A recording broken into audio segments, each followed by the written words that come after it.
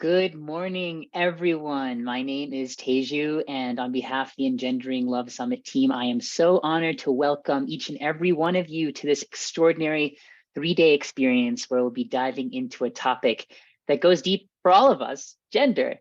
I'll be emceeing this session with my best friend, Jordan Reeves. Jordan, care to introduce yourself?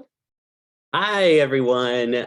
Thank you so much for having us. I'm Jordan. I'm queer, trans, and non-binary, and I use they, she, he pronouns. I grew up believing that my gender and sexuality were broken and that I didn't belong anywhere in the world. So now I'm pretty sure that I am magical. And I know that you all are too. So I've spent the majority of my life exploring the breadth and depth of queer identity and culture through my work in community-centered nonprofits. And I'm so stoked to delve deeply into gender with you today. Teju, I'd love to Thank you, know Jordan. a little more about who you are.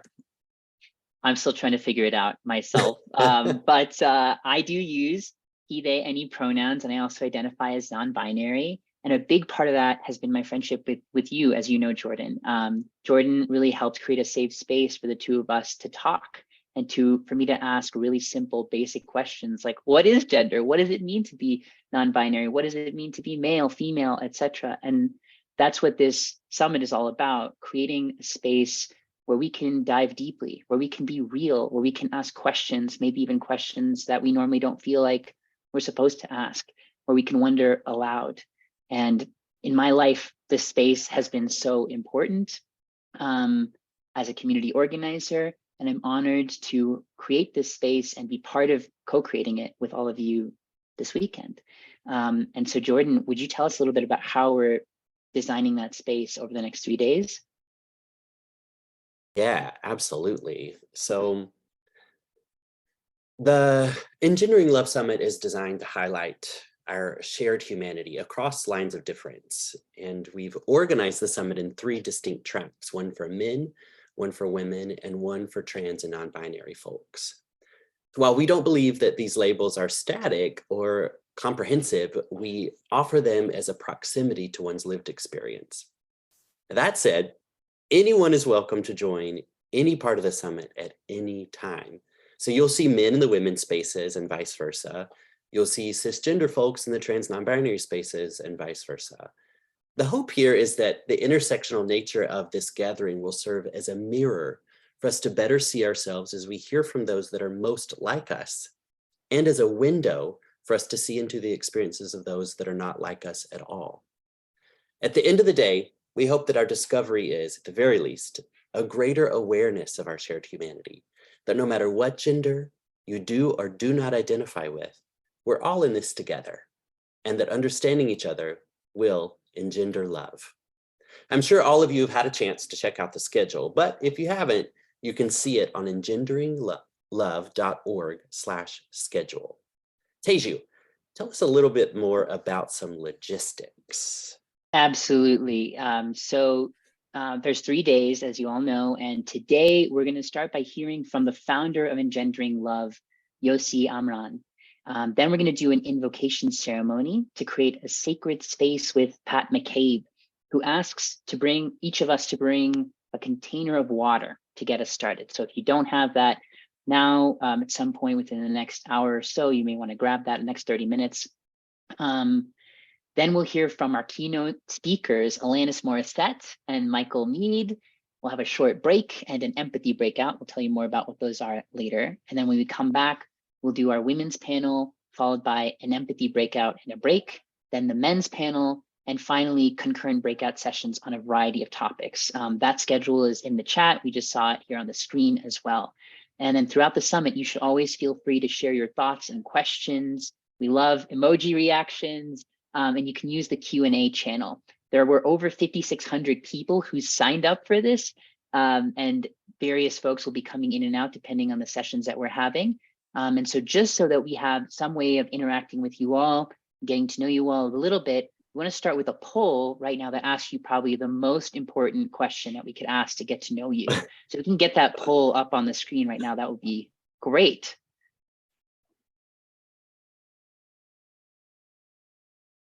Oh my gosh.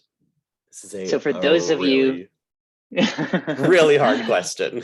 yes, I don't know how you choose. For those of you who are joining audio only, the poll is asking if you prefer chocolate, vanilla, or a mixture of both, which I don't know. I don't know how I could really create a safe space with someone without understanding this about them. So we'll maybe take another 5 more seconds in case anyone else wants to respond. Mm. All right, and we can go ahead and close that poll and look at what our results are. So it looks like half of the audience prefers a mixture of the two, followed by 39% preferring chocolate and only a small fraction preferring vanilla, which is wonderful. I think that's the way to go. Why choose? Why not have it all? That's what I think this whole summit is about, experiencing all that we can about gender. And so Jordan, why don't you help us introduce the person who kickstarted all of this? Oh my gosh, it would be a pleasure. So I really would like to take a moment just to tee up the visionary, the heart-forward human being behind Engendering Love. Yosi Amram has worked tirelessly to assemble this team, the panelists, the speakers, the partners, even you, the participants.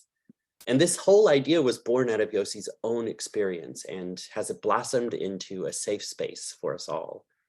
Yosi is a father, a therapist, a leadership coach, an author, a research, and a student.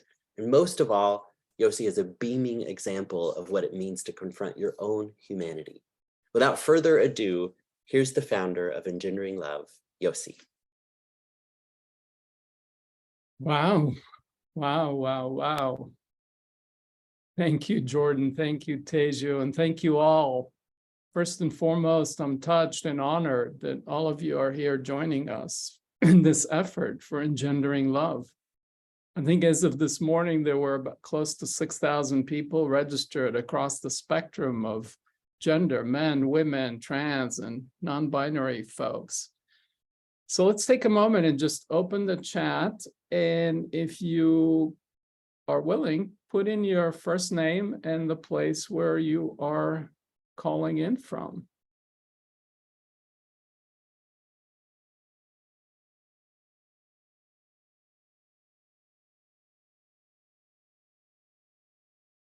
Okay, I'm seeing Julian from Portland, Oregon, Jackie from Chicago, Santa Fe, Minneapolis, Denmark, Michigan, Canada, Berkeley. Oh my God, I can't keep up, but Estonia, New Jersey, Netherlands, Louisiana. Okay, well, that's pretty good. We can, I think what's touching about this is that we put out this call and we got people from all over the world who are sharing in this intention of an interest to engender love, greater freedom, liberation, and healing around the issues of gender. So let's give ourselves and each other some appreciation for showing up here. And let's, even though we can't see each other, let's tune into this field, this network of souls around the globe with shared intention to engender more love in our world.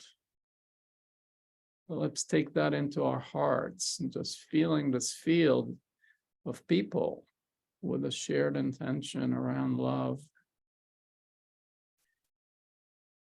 So you're probably wondering about me and what motivated me to launch this summit and provide this healing forum, hopefully. So basically, it was born out of my own pain. The pain of my clients, be they women, men, queer folks, and the pain of my children. My son, my daughter, who has to work much harder to be afforded the same career opportunities, and as a woman, walks the world not feeling safe. As for myself, I was born in war-torn Israel. My parents were refugee immigrants who escaped Iraq following the Second World War and had to start over.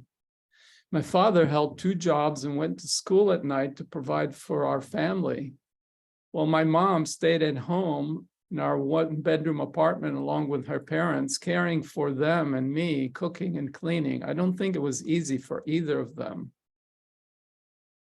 Growing up, I was enculturated, as most men in our world, to man up, to toughen up, which meant to disconnect from the sensitivity of my own heart, so I may be drafted and go to war, fight and kill for my country, my tribe, which is how we men have been enculturated throughout the ages. I was good at it. I received numerous military leadership awards, came to the US, went to the top schools, became a successful entrepreneur. I was living the American dream, physically healthy and wealthy at the higher end of the socioeconomic ladder. But life became flat. I was disconnected from the source of love, passion, and compassion, namely my own heart.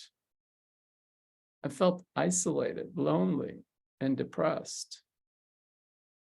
Until one day I had a spiritual emergency, a crisis of awakening, where I experienced the interconnectedness of all of us and how life and all reality comes to be through the interplay of what we might call masculine and feminine energies. And I realized that we're all here to cultivate these connections within ourselves and within each other, and to engender and share more love. This changed the direction of my life. Eventually, it led me to pursue a PhD in spiritual psychology. And in our program cohort, about 25 individuals, 80% or more were women. I got to learn how many of them had been sexually violated. Something I knew at an intellectual level, but it was painful to hear the stories, and it was painful to experience the anger and mistrust they expressed towards men. I started to wonder if we men are doomed to promote violence, and what might be healthy role models for us men, where we can express my power as a man without using it to violate or oppress others, such that I can hold my manhood with dignity rather than shame. A number of years later, Me Too happened, and I had to confront my own shame for the ways I had been disrespectful to women in my life. If you want to learn more specifically what I did that I felt shame for, you can read one of my essays, No Shame in Shame, which is provided as part of the ebook, Shame, Gender, and Sex, which is a bonus item in this package for the summit. But besides the individual level of shame I experienced collective shame for what we men as a group have done, the violence that we've done sexually and otherwise. So regardless of what we do individually, like Germans feel group level shame, it's hard to ignore our collective shame, whether we're aware of it or not. And it is disempowering to us and doesn't help us or anybody else. So there's this collective level of trauma and shame around gender and sexuality that is happening at the societal level, and it can't help impact our intimate relationships, like I've experienced with several of my women partners who had been sexually violated in their lives, which naturally led to anger and mistrust towards men, which were affecting my relationships. So I believe many of us are confused about what it means to be a man and what is healthy masculinity is. One of my partners, who was also sexually violated in her life and was working towards becoming a licensed therapist, would tell me, "You're too feminine." When I would share what felt vulnerable to me when I was hurt by some of her words or her action. And though she left a previous marriage frustrated by her husband's lack of emotional availability and sensitivity, she didn't like my feminine emotional sensitivity. And even though she was steeped in Jungian psychology, which seeks to harmonize the masculine and feminine qualities in all of us, what Jung called as the sacred inner marriage, Heros Gamos. Yet she said she wanted a man that would be a rock. It was a double ouch. She didn't mean to hurt me. In fact, she loved me, we loved each other. But I think many of us, women and men or non-binary individuals, are not clear or confused about what it means to be a man or a woman or whatever gender or sexual identity might be, right? And how to balance and integrate all these different energies and poles. So I believe regardless of our gender, we're all suffering. Gender is a trauma we all face. We're from the day we're born. If you're a boy with a boy's body, you're told you can't cry as you grow up. Don't be too sensitive. If you're a girl, told be nice and pleasing to others, eliminate your assertive qualities, and so on. Now, if it's hard to be a man or a woman in this world, as I'm just touching on, at least we fit into the societal majority paradigm. So I can only imagine how the difficulty of someone who is trans or non-binary, who doesn't fit into those paradigms. So my heart goes out to you. And I also have a lot of appreciation and respect for your courage to chart your own path to become the uniquely authentic you that you're meant to be. We can all learn from that. The point is, regardless of who and what we are, we're all suffering from these issues, and comparing ourselves to and our suffering to others is not the point. So let's begin with a quick practice of compassion, self-compassion. As the Buddha said, you can search the tenfold universe and not find a single being more deserving of loving kindness and compassion than yourself. Let's take that in. There's nobody more deserving of loving kindness and compassion than each of us. So I invite you to join me, if you're willing, by tuning in to the space around your heart, your chest, placing your right hand over the center of your chest near your heart, your left hand on top of that, and just feeling the contact between the hand and the chest, the rise and fall of the breath, and tuning into that space. You can follow something along the lines. So self-compassion includes three components: basically acknowledgement of our pain, secondly, normalizing it. We're not alone, we're not freaks in that. And three, the willingness to stay open-hearted and presence with that suffering. So for me, it would sound like, and please substitute your own words, Yosi, this life of gender and being born as a man and in this world is difficult and painful. And unfortunately, this is part of life, and there are thousands and millions of men and people of other genders that are suffering around these issues. And I'm here with you, and we'll go through this healing together.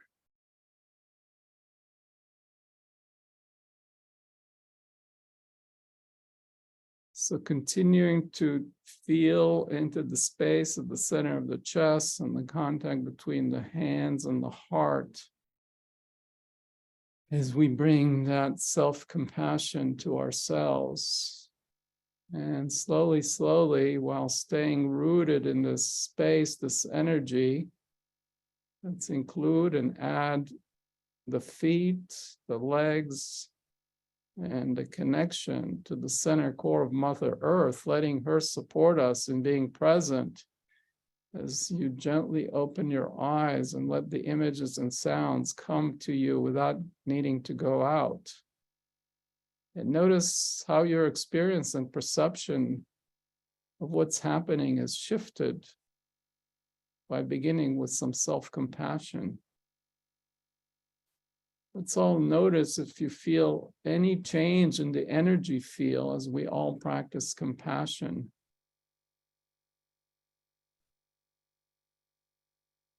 Research shows that when a group of people, 1% or less, meditate in a community or a town, crime rates go down.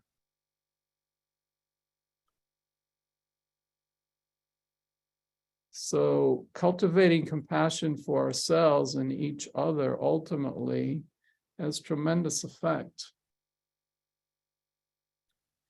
And let us continue to feel into the space in our hearts, the place that called us to come here to want to do healing, to engender more love towards ourselves and each other. I would say the nature of our heart is that it loves to love. And let's just simply let ourselves feel that desire, that impulse that wants more love. I don't know about you, but I love it.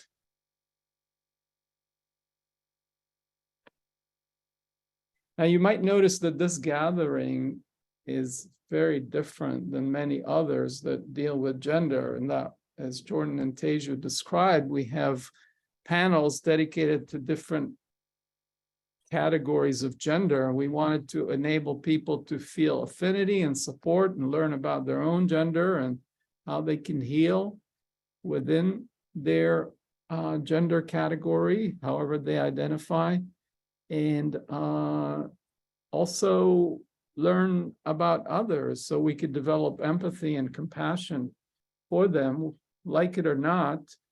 And we all deal with people that are similar and people that are different in our families, in our communities, in our work.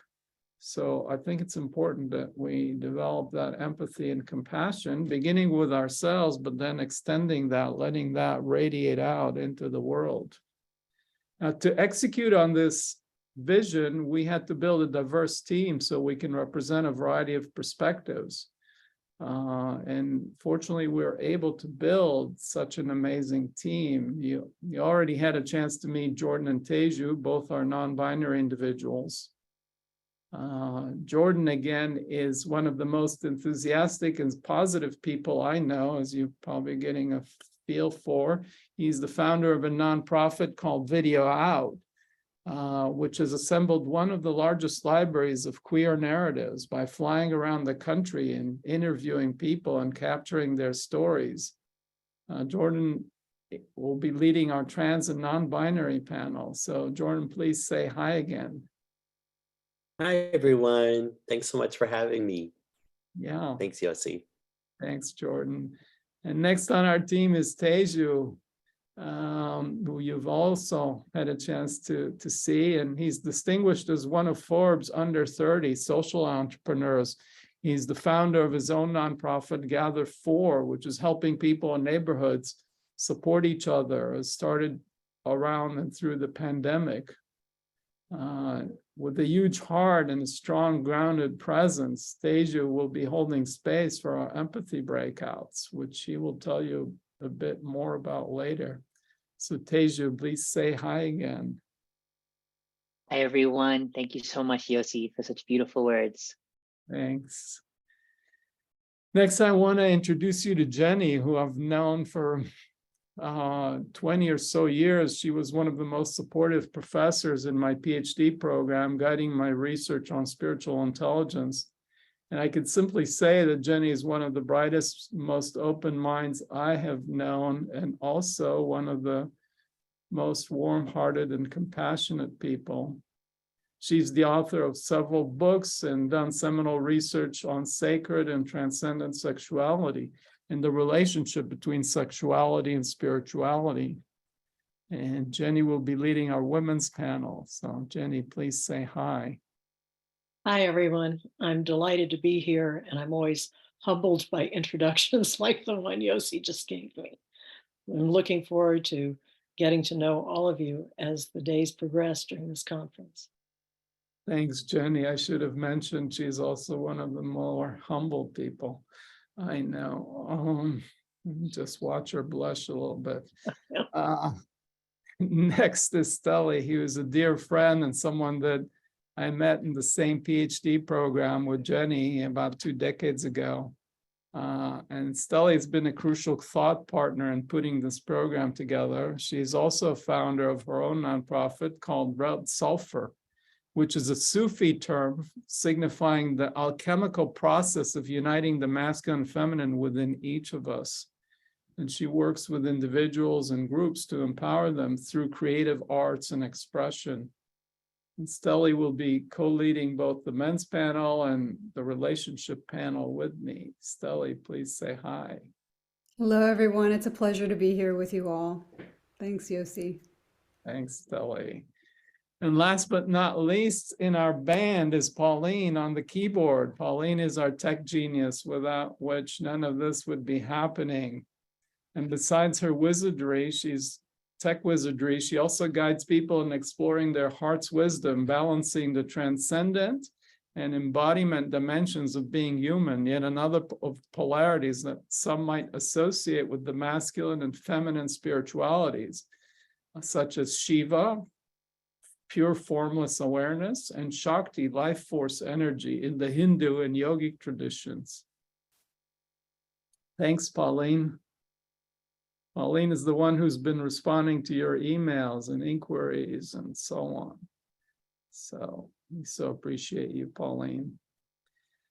Now, our tagline for the summit is healing conversations on femininity, masculinity, and fluidity. But what do these terms mean to you, if anything? Many in our modern age find them to be problematic. And whether you believe they have objective reality or simply socially constructed or something real, they are ingrained in our language and in our conditioning. So for myself, when I use these terms, I don't mean gender by feminine or masculine, but I mean energetic qualities that I believe all of us carry, regardless of our gender. So in terms of my own experience, I identify as a cis man, yet I contain and cultivate what I refer to as my feminine side. And I don't think that diminishes my healthy masculine qualities, which I also cultivate in parallel. So I aim to build my fluid ability to call on either of these energies at the right moment and balance them and integrate them within myself. So while I'm fluid or try to be fluid in my ability to draw on these energies, I don't identify as gender fluid or non-binary. I still identify as a man. So bottom line, we all have the opportunity to develop and harmonize and the yin and yang energies within us. So I'm gonna take a risk and try and lead us all in another experiential exercise of balancing and integrating the masculine and feminine within each of us. So first we'll start with the yang quality. And we did this exercise in our group, and we went around the circle and had each of us name words that we associate with yang or masculine and words we associate with yin and feminine. And we came up with about 40 or 50 words. Some were quote unquote positive and some were negative. So I'm not going to display those words here. But I'm going to invite each of you to come up with your own words. So we'll start with yang. And I invite you to just for yourself list a few words of positive qualities you associate with yang or masculine energies. So you can write them down or just recall them. Just 3, 4, 5 words.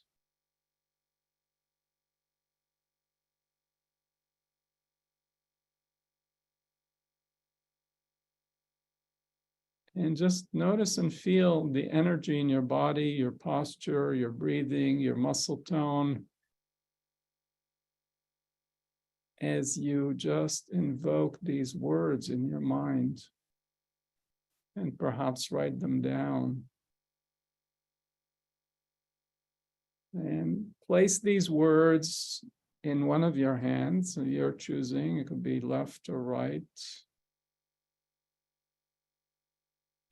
And take a snapshot, a selfie of the state and the image that comes along with this of yang qualities, whatever you associate in your psyche.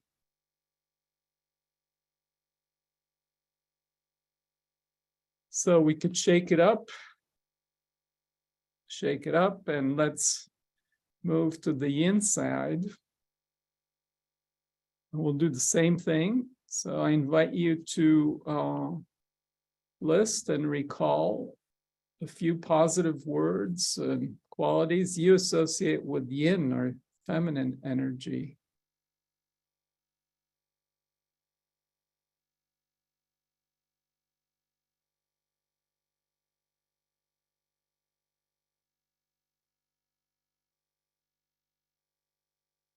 And again, notice your breathing, your muscle tone as it changes, your posture, your orientation, your state of being.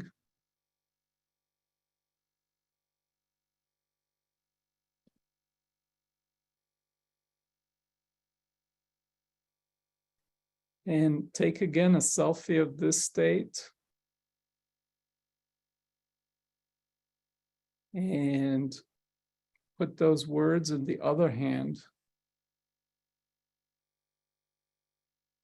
different than the one you put the yang qualities in.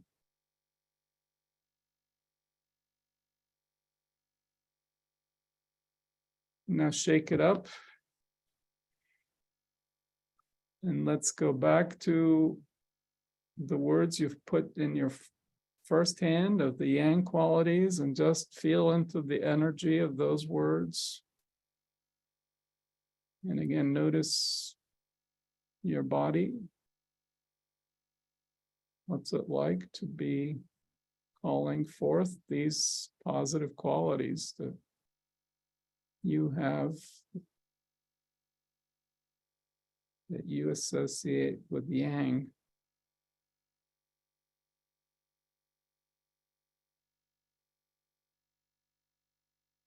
Now let's lean back into the hand that's holding the yin side.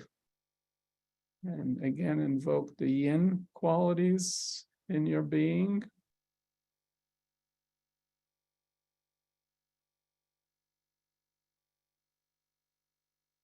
And as you get familiar with them, notice the difference in their energy and the different images perhaps that you associate with them. You can more easily move from one to the other and alternate. And now I invite you to kind of step back and bring into your awareness both hands, both of these qualities.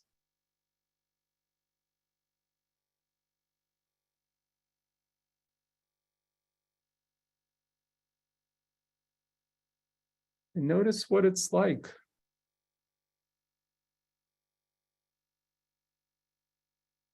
When you hold both, when you integrate and balance both. And you could put a few words into the Q&A that later our MCs may read to us.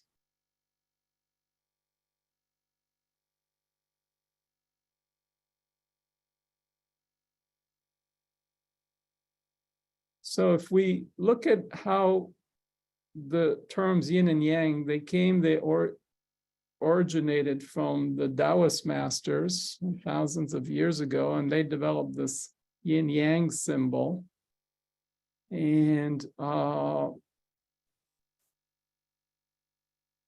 if we look at how those qualities here, in fact, are interwoven and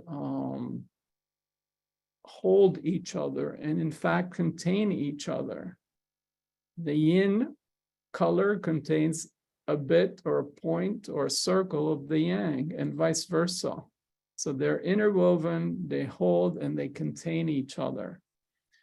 And all of us have the potential to actualize all of that within ourselves. That's in Chinese medicine and the Taoist tradition and many other traditions, harmonizing and integrating and balancing these energies leads to a state of wholeness and harmony within ourselves and all around in the world at large.